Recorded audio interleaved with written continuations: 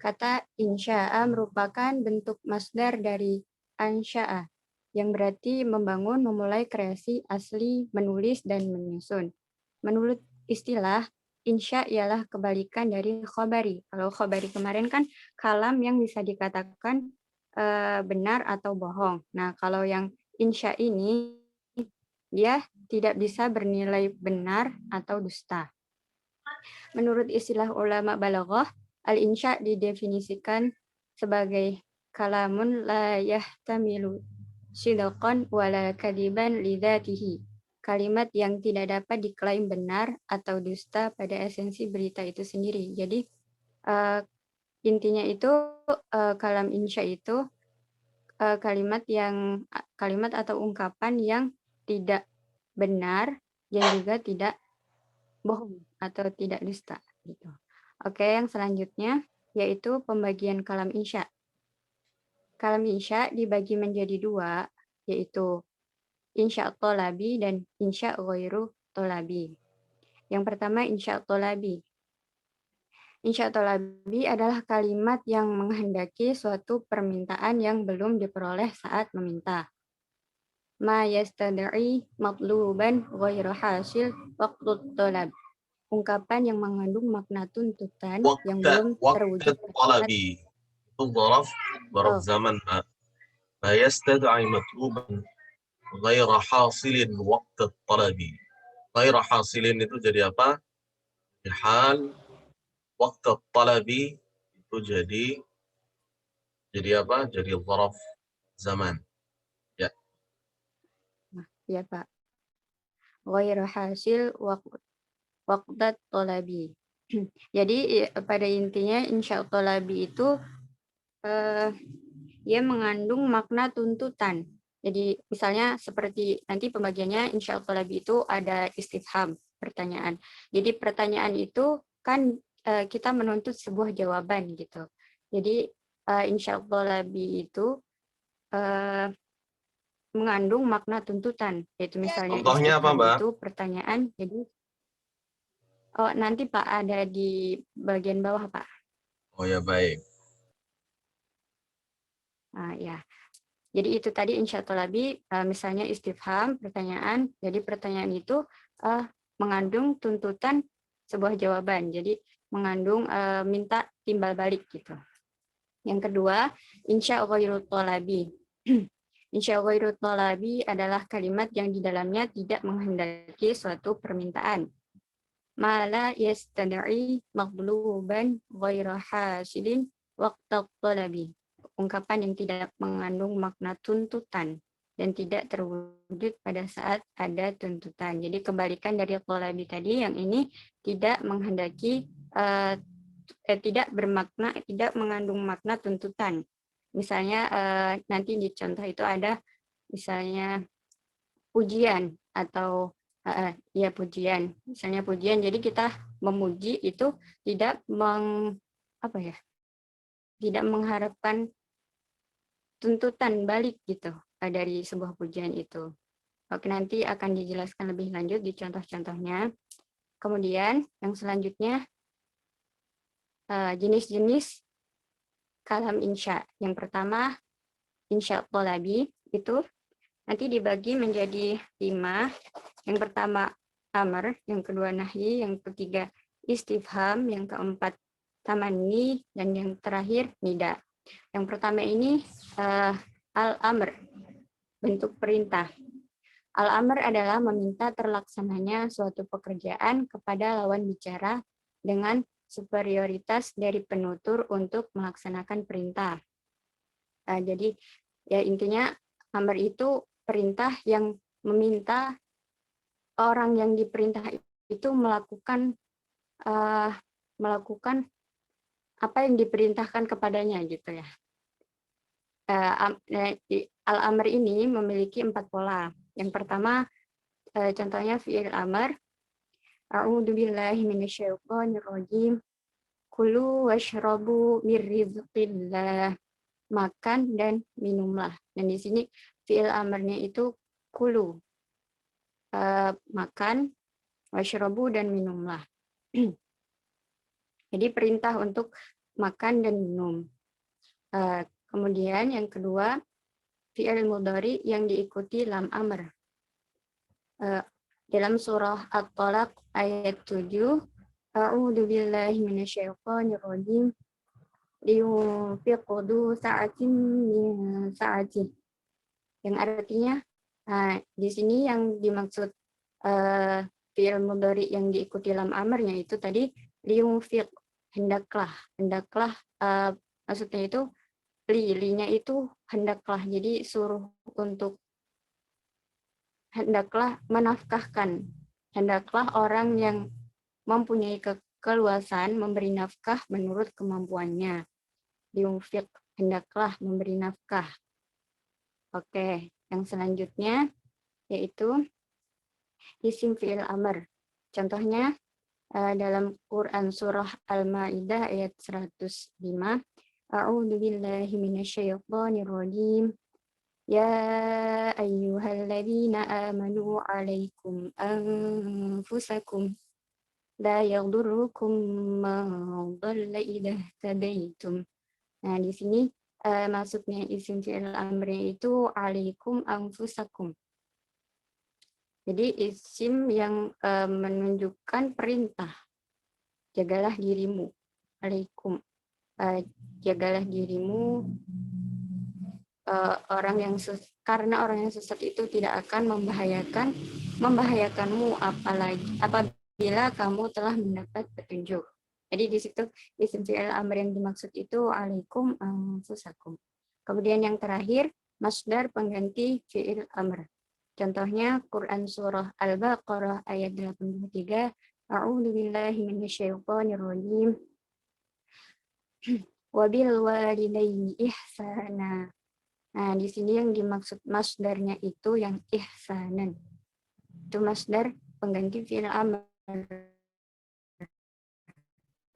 Masdar ini perintah. Oke. Lalu yang selanjutnya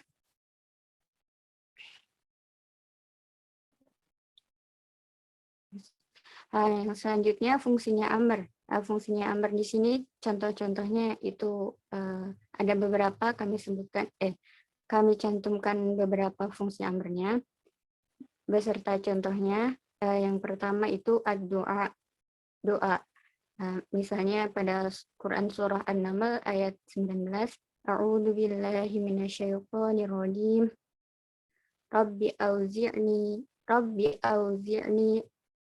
auzi'ni an ashkura ni'mataka allati an'amta 'alayya wa 'ala walidayya.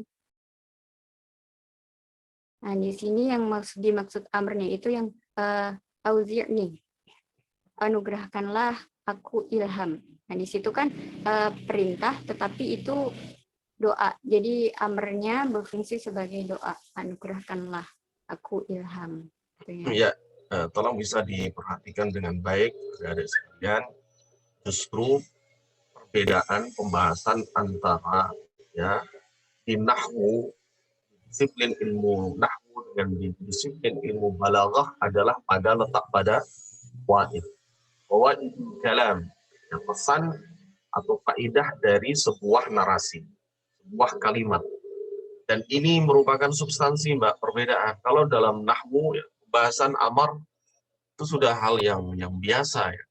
Kita hafal dalam sifat, misalnya auza'a ala wazni fa'ala, af'ala, auza'a yuzi'u iza'an wa muza'an fahuwa muzi'un wa dhaka muza'un, auzi' la tauzi' gitu ya. Auzi' itu hal yang biasa ya. Kita bahas nahwu itu pendekatan ilmu nahwu ya hanya untuk mengetahui bagaimana sigat atau bentuk amar dari sebuah kata. Bagaimana bentuk perintah dari sebuah kata itu seperti apa. Nah, berbeda dengan pembahasan balaghah lebih dalam lagi. Apa makna perintah itu? Nah, sehingga fungsi amr di sini merupakan hal yang substansi, merupakan tujuan kita membahas dalam khabar dan insya ini. Kalau dalam perspektif disiplin ilmu nahwu, dalam khabar ya ya apa namanya, jumlah ismiyah fi'liyah, udah selesai gitu. Insya ya apa namanya, amr gitu. Wa ma asbaha dzalika. Dan itulah yang kemudian menjadi apa pembeda dari pembahasan dalam perspektif ilmu nahwu dan perspektif ilmu balaghah ya. Balaghah kita membahas tentang fawaidul kalam ya. Kita membahas tentang pesan atau makna yang hendak disampaikan dari sebuah narasi, sehingga pembahasan ini menjadi sangat penting. Kalau bisa diperhatikan dengan baik. Ya, silakan lanjut. Oke, fungsi amr yang kedua yaitu tentang al-irsyad atau petuah bijak. Di sini kami cantumkan contohnya Quran Surah Al-Baqarah ayat 282. A'udzu billahi minasyaitonir rajim. Ya ayyuhalladzina amanu idza tadayantum bidainin ila ajalin musamma faktubuh wal yaktub bainakum katibun bil adl. Nah, di sini yang dimaksudkan fungsi amr itu petuah itu pada faktubuhu, hendaklah kamu menuliskannya. Oke.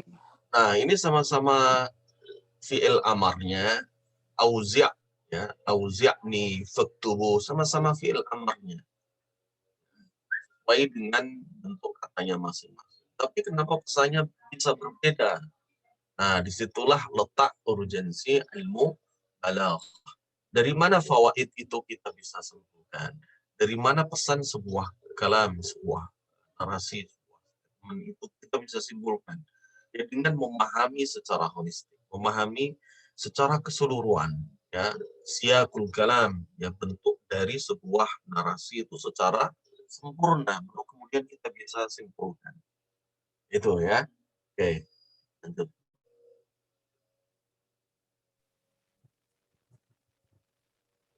Oke, yang selanjutnya yaitu fungsi amr sebagai ancaman atau at-tahdid. Contohnya Quran surah Fussilat ayat 40. A'udzu billahi minasyaitonir rajim. Ya'malu ma syi'tum innahu bima ta'maluna basir. Nah, ini maksudnya yang amr di sini itu ya'malu, lakukanlah itu ya maksudnya. Tapi dalam konteks ayat ini itu sebagai ancaman gitu, lakukanlah apa yang kamu kehendaki. Mengancam, maksudnya untuk mengancam. Yang selanjutnya yaitu fungsi amar untuk melemahkan atau at-ta'jiz. Contohnya dari Quran surah Al-Baqarah ayat 23. A'udzu billahi minasyaitonir rajim. Fa'tu bi suratin min mithlih wad'u syuhada'akum min dunillahi in kuntum shadiqin. Nah, di sini melemahkan. Yang dimaksud di sini amrnya itu fa'tu, buatlah. Maka buatlah satu surah semisal dengannya. Wad'u, dan ajaklah. Jadi apa ya? Seperti tantangan gitu. Maka buatlah satu surah semisal dengannya. Itu maksudnya untuk melemahkan orang-orang yang menantang itu tadi, menentang Al-Quran itu tadi kan. Ya, Itu maka ditantang. jadi Ya. ya. Jadi salah satu min syurutil mu'jizah, Mbak, kalau kita belajar dirasah fi i'jazil Quran, maka min syurutil mu'jizah itu an yakuna muqtariyan bitahaddi. Ya. Ada beberapa syarat mukjizat. Sesuatu itu disebut mukjizat itu harus memenuhi beberapa syarat. Ya. Misalnya yakuna amran khariqan lil 'adah. mukjizat itu harus terjadi di luar logika, atas kemampuan manusia. Kemudian an yakuna ayatan ala sidqin nubuwah. Hanya syarat mukjizat itu harus merupakan sebuah tanda atau bukti dari kebenaran sebuah kenabian, risalah kenabian. Nah, salah satu syarat mukjizat itu yakuna muqtarinan bitahaddi. Dia harus dibarengi dengan tantangan dulu. Ya, banyak sekali ungkapan yang bermakna tantangan dalam Al-Quran dari pihak orang kafir Quraisy yang bentuknya merupakan in hada illa sihru yu'tar, in hada illa qaulul bashar, ya, mereka in hada illa asatirul awwalin katabaha fahiya tumla alaihi bukratan wa asila, ya.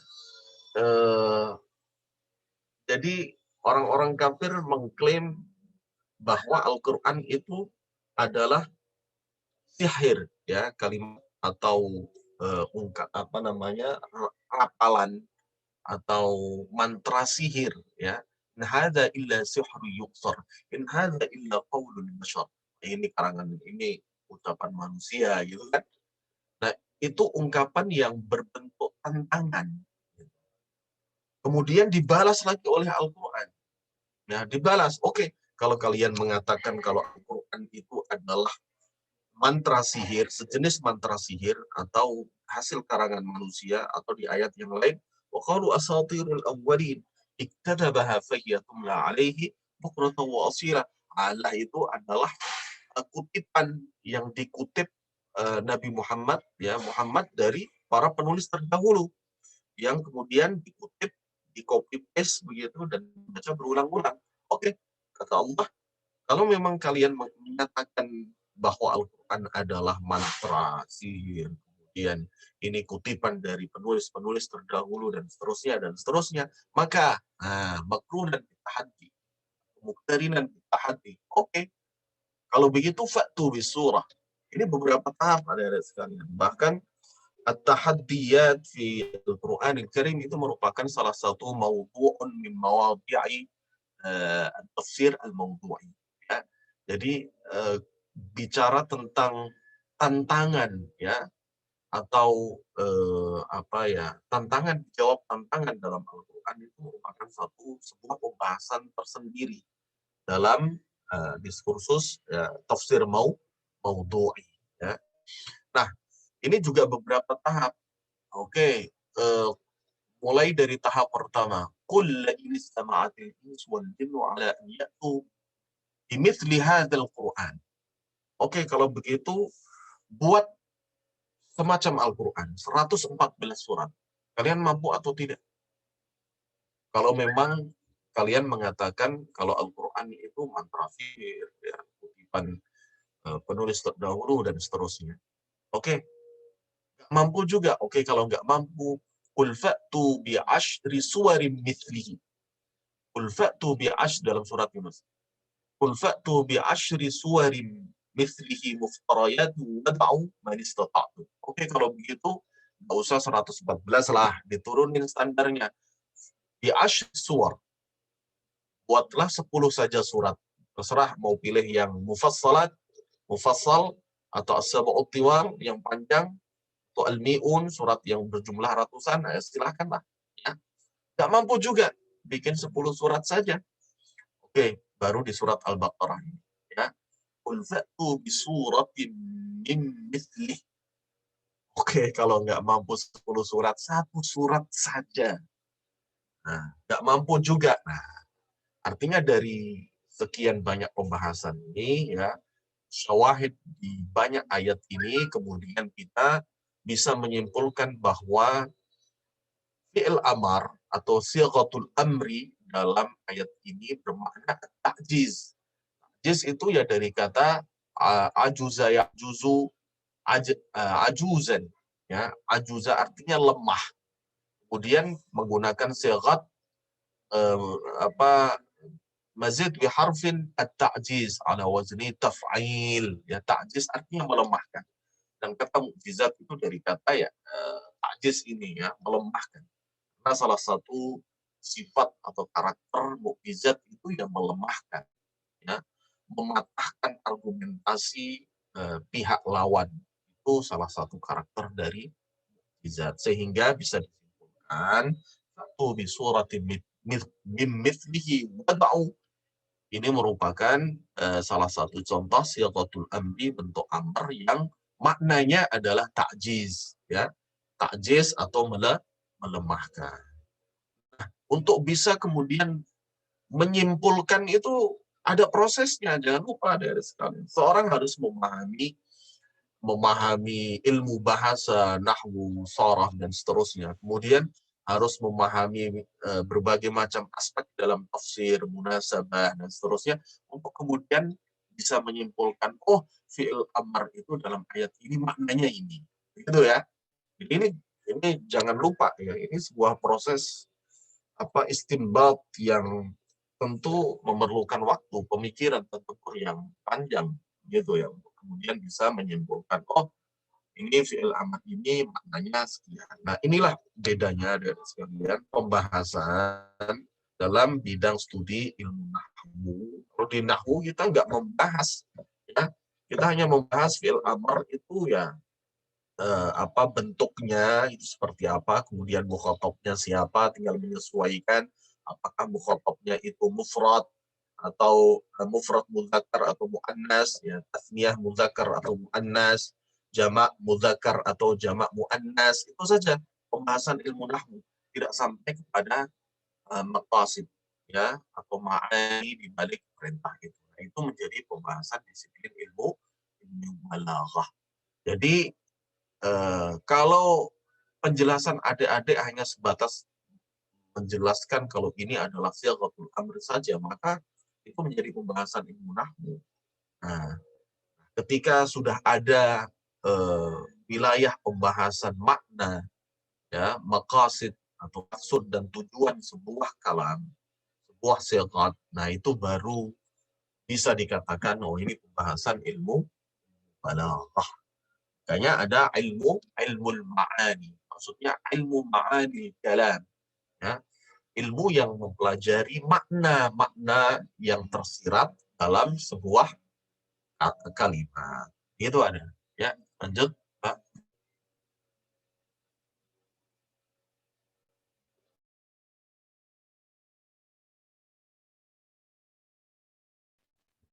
Oke, yang selanjutnya Nahyi akan dijelaskan oleh Lisa Tartila.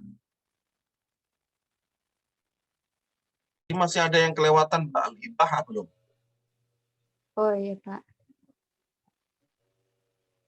Nah, yang kelima, mohon maaf. Yang kelima yaitu al-ibahah atau pembolehan. Kita mengambil contohnya dari Quran Surah Al-Baqarah ayat 187. A'udzu billahi minasyaitonir rajim. Wa kulu washrabu hatta yatabayyana lakumul khaytul abyadu minal khaytil aswadi minal fajr. Di sini amr yang dimaksud itu adalah makan dan minumlah, kulu washrabu. Maksudnya masuk ke fungsi pembolehan ini. Jadi masih diperbolehkan makan dan minum sampai hingga jelas bagimu perbedaan antara benang putih dan benang hitam, yaitu fajar. Ini menjelaskan tentang waktu-waktu sahur. Jadi masih diperbolehkan untuk makan dan minum hingga fajar. Itu yang dimaksud di sini. Ya. Baik. Bentar, Mbak. Bentar. Ya, prosesnya bagaimana penjelasannya? Wa kulu washrabu. Kenapa di sini bermakna ibahah? Bermakna boleh.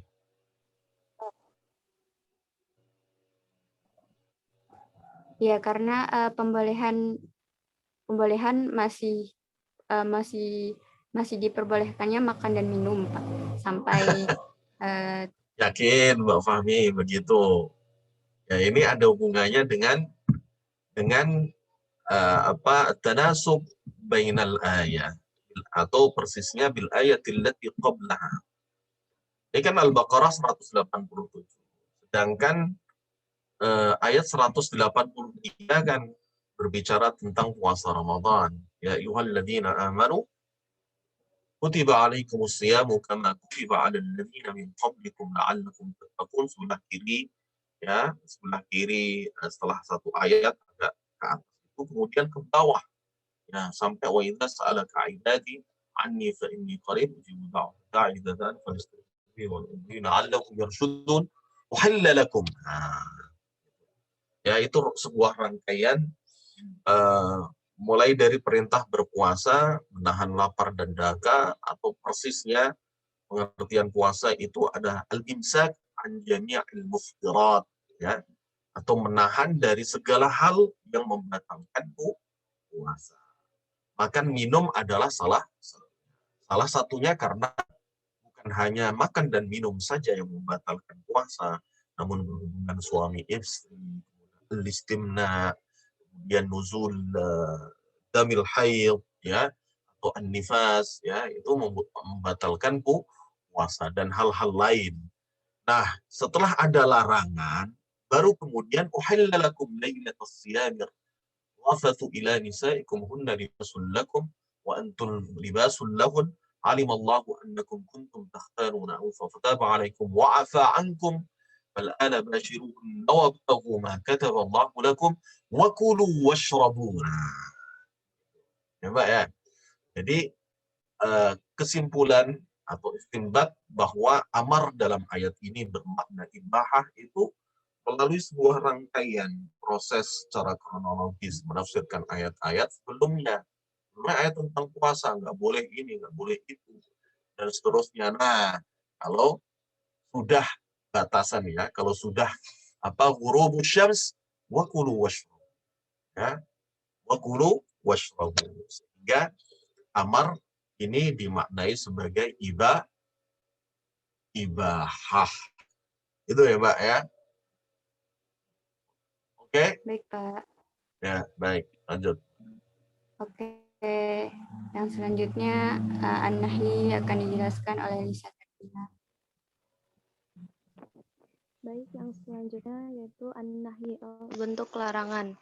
Makna an-nahyi secara leksikal, secara bahasa adalah melarang, menahan, dan menang.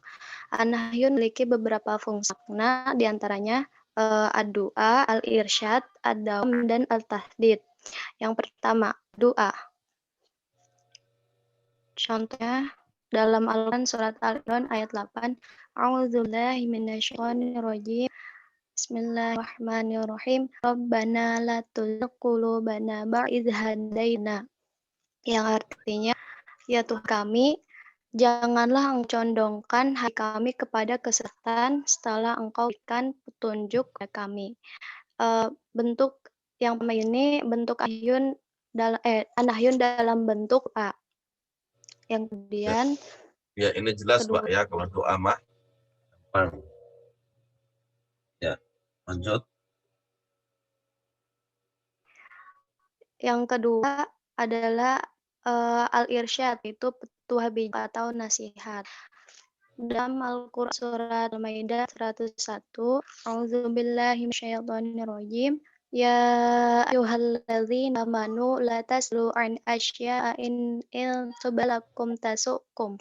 Yang artinya, gimana, Mbak? wahai orang yang beriman, jangan kamu menanyakan kepadamu hal-hal yang jika diterangkan kepadamu justru menyusahkan kamu. Maksud nahyu yang al-irsyad ini adalah sebuah petunjuk, ya, petua bijak. Yang dikata yang jangan itu al-amr.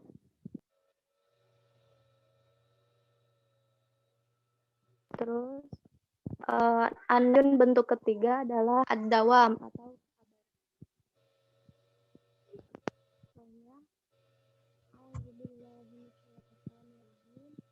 Halo. Lisa, suaranya Lisa. Halo, cek.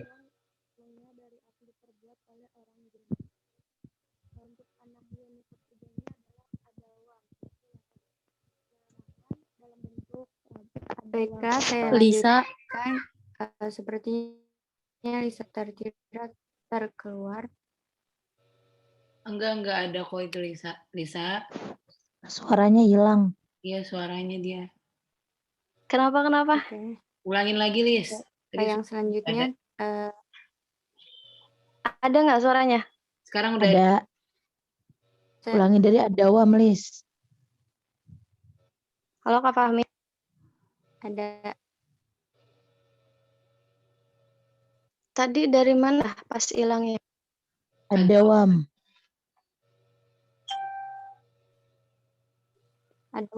ada wamis.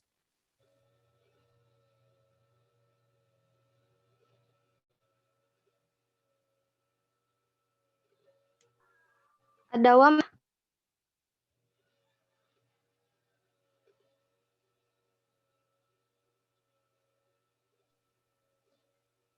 Lisa, suaranya kok di Lisa, mute? suaranya Lis.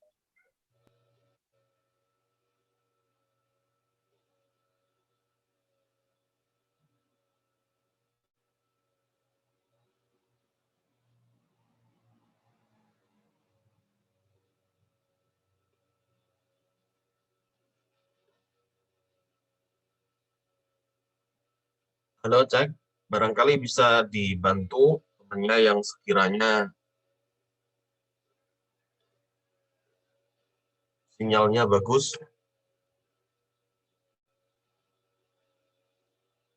Halo Kak Fahmi, udah dong.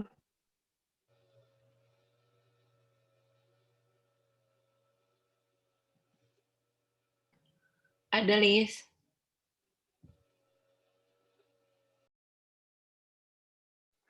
Iya baik, yang diulang ya Udah, tadi Lis. maaf. Andun yang ketiga itu adalah dawam. Contohnya, a'udzubillahi minasyaitonirrajim wa la tahsabanallahu ghafilan amma ya'mal zalimun. Yang artinya, dan jangan engkau mengira bahwa Allah lengah dari apa yang dibuat oleh orang yang zalim. Maksud di ayat ini adalah larangan sebuah larangan untuk mengenai bahwasannya Allah itu lengah, akan tetapi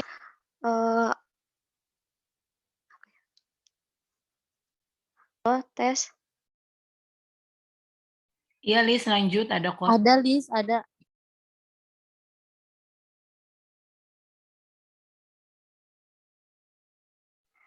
Lanjut aja, Lis. Baik, yang keempat, at-tahdid. At-tahdid adalah ancaman. Dalam Al-Quran surat Al-Baqarah ayat 42, wala talsul haqqal bil batili wa taktumul haqqal wa ta'lamun. Lisa, suaranya kecil, Dan Lis. janganlah mencampur adukan kebenaran berbatilan, dan janganlah kamu sembunyikan kebenaran dan kamu mengetahuinya. Bentuk anyun yang keempat ini adalah sebagai aman. Tangan di sini sebagai ancaman itu dua konteks. Yang pertama, melarang mencampur adukan kebenaran dan kebatilan, melarang menyembunyikan kebenaran. Seperti itu. Selanjutnya,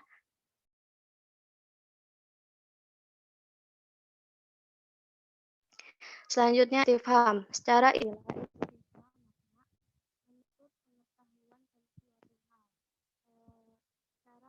itu al-istifham ada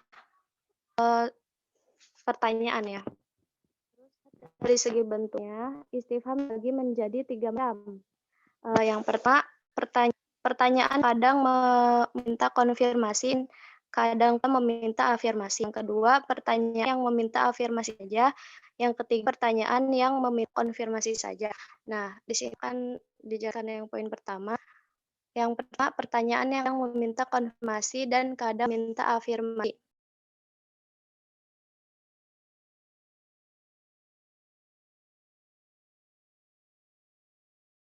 Halo Nes, ada suaranya nggak Nes?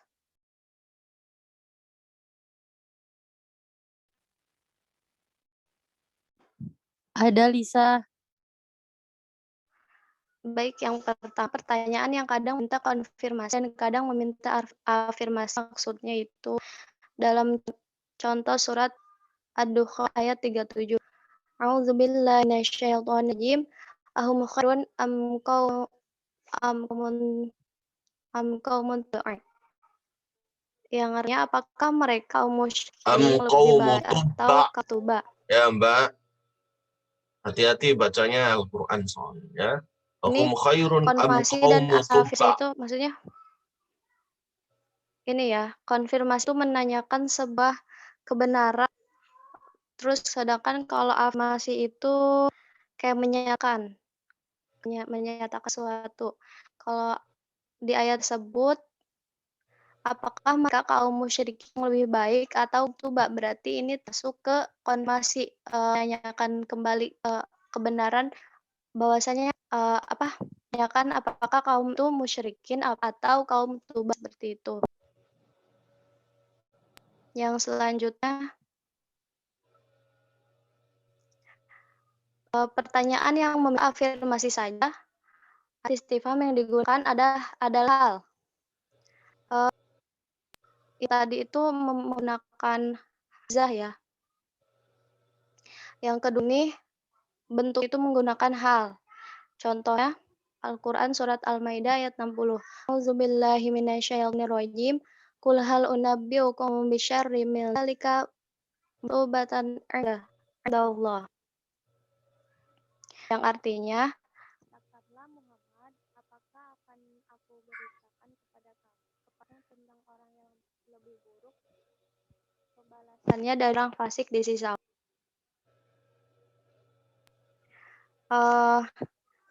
bentuk yang kedua ini adalah istifham yang berbentuk meminta afirmasi atau sebuah pernyataan. Di contoh ini itu yang artinya katakanlah Muhammad, apakah akan aku berikan kepadamu? Itu sebuah afirmasi pernyataan terhadap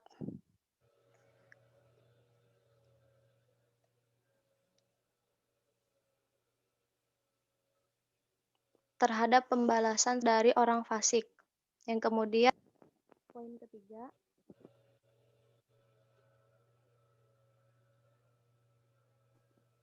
ini pertanyaan yang meminta konfirmasi saja. Adat yang digunakan adalah semua adat al-istifham kecuali hal hamzah. Berarti adat istifham kan suatu kalimat kata pertanyaan. Dari tiga ini yang konfirmasi saya itu selain yang tadi hamzah dan hal. Contohnya di sini ada man. Dalam Al-Qur'an surat At-Tahrim ayat 3. Man bahaza, yang artinya siapa yang telah memberitahukan hal ini kepadamu. Di sini man itu diartikan sebagai siapa ya. Terus yang ma dalam Al-Qur'an surah Al-Infitor ayat 6, ya ayyuhal insanu ma gharraka bi rabbikal karim, yang artinya wahai manusia, apa yang telah memperdayakan kamu berbuat durhaka terhadap Tuhanmu yang maha mulia. Di situ diartikan sebagai apakah. Selanjutnya akan dijelaskan oleh Isna. Selanjutnya itu ada tamani. Tamani itu kata untuk menyatakan harapan terhadap sesuatu yang sulit terwujud. Atau bisa diartikan juga kayak berangan-angan, kayak mengharapkan sesuatu yang nggak mungkin terjadi. Di sini contohnya ada Quran Surah Al-A'raf ayat 53. A'udzu billahi minasyaitonir rajim. فهل لنا من شفعاء فيشفعوا لنا أو نرد فنعمل غير الذي كنا نعمل. Di sini berbentuk istifham yang bagian halnya. maka adakah pemberi syafaat bagi kami? Jadi di sini kata mereka itu bertanya apakah ada syafaat terus kembali ke dunia sehingga bisa beramal tidak seperti pada saat hidup gitu. Padahal tidak mungkin orang yang mati itu hidup kembali. Seperti itu. Kemudian yang ada nida. Nida itu artinya panggilan. Mohon maaf ini contohnya surah Al-Kahf ayat 86. Itu ada a'udzubillahi minasyaitonirrajim. Qulna ya dzal qarnaini imma an tu'adziba wa imma an tattakhidha fihim husna. Kami berkata, wahai Zulkarnain, engkau boleh menghukum atau berbuat kebaikan atau mengajak beriman kepada mereka. Jadi di sini panggilannya itu kepada Zulkarnain. Qulna, dari qulnanya memanggil Zulkarnain, seperti itu. Kemudian ada insya ghairu qalabi. Yang pertama itu ada ungkapan pujian atau mad. Contohnya kadzalika yajzillahul muttaqin. Di sini ungkapan pujiannya ada yajzi. Kadzalika yajzi. Allah memberi balasan kepada orang yang bertakwa. Jadi di sini Allah memberi pujian kepada orang-orang yang bertakwa. Kemudian yang B ada ungkapan celaan atau dzam, fabi sama yashtarun. Di sini celaannya itu fabisa, maka itulah seburuk-buruknya jual beli yang mereka lakukan. Jadi jadi bisa itu seburuk-buruknya, di situ mengandung celaan. Kemudian ada ungkapan sumpah atau qasam. Wadduha, demi waktu duha. Jadi bersumpah waktu duha. Kemudian yang D ada ungkapan kagum atau ta'ajub.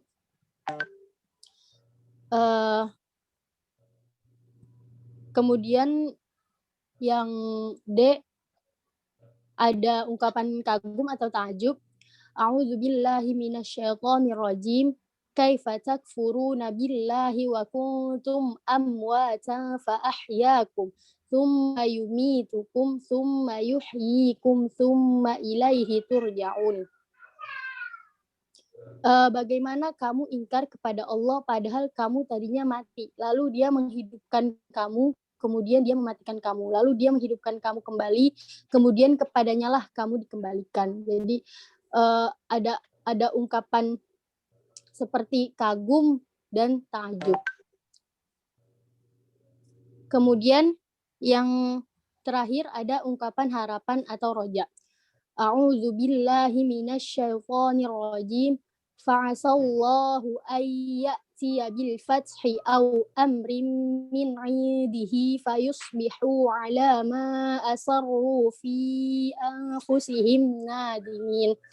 Mudah-mudahan Allah mendatangkan kemenangan kepada Rasul-Nya atau suatu keputusan dari sisinya sehingga mereka menjadi menyesal terhadap apa yang mereka rahasiakan dalam diri mereka. Jadi di sini ada ungkapan mudah-mudahan Allah mendatangkan kemenangan. Di situ ada ungkapan harapan atau roja. Sekian presentasi dari kami. Barangkali ada yang ingin didiskusikan.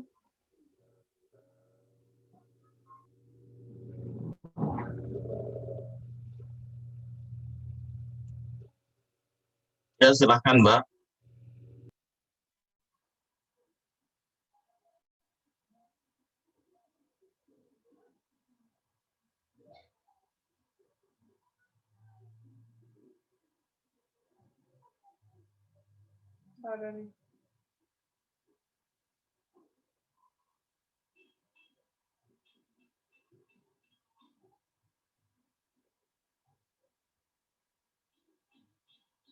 Oke, kalau tidak ada pertanyaan, kita cukupkan sekian. Ya. Sebisa mungkin adik-adik mempersiapkan materi-materi meskipun belum tiba gilirannya, tolong bisa dipersiapkan. Dengan waktu yang ada, saya pikir mungkin untuk membahas 2 pembahasan dalam 1 pertemuan. Ya. Sehingga prinsipnya lebih cepat selesai, lebih baik ya, karena pembahasan balaghah ini tidak banyak. Jadi memanfaatkan waktu yang masih ada. Besar harapan mudah-mudahan kita bisa selesaikan perkuliahan kita sebelum target, sehingga adik-adik bisa berkonsentrasi di hal lain ya, soal tahfidz dan seterusnya. Demikian adik-adik sekalian, kalau tidak ada pertanyaan, saya pikir cukup ya, dan saya rasa cukup jelas ya. Demikian, kurang lebihnya mohon maaf. Akhirul kalam, wallahul muwaffiq. Wassalamualaikum warahmatullahi wabarakatuh. Waalaikumsalam warahmatullahi wabarakatuh. wabarakatuh. Terima kasih banyak. Terima kasih banyak, Bapak. Ya, tolong di absen ya koordinator mata kuliahnya.